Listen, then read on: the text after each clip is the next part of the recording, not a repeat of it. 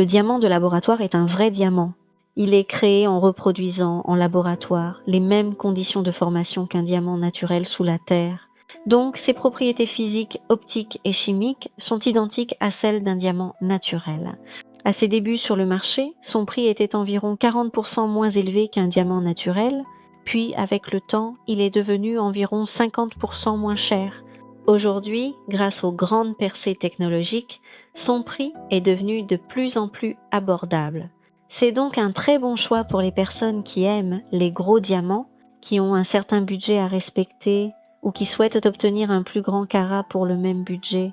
C'est aussi un excellent choix pour une demande en mariage ou un cadeau d'anniversaire, ou pour quelqu'un qui recherche surtout une valeur sentimentale sans forcément penser à la revente plus tard. Parce qu'actuellement, le marché de revente des diamants de laboratoire est encore assez limité. Même si un diamant de laboratoire ne conserve qu'une partie de sa valeur d'achat, cela est déjà considéré comme raisonnable. Malgré cela, les diamants de laboratoire restent aujourd'hui très populaires.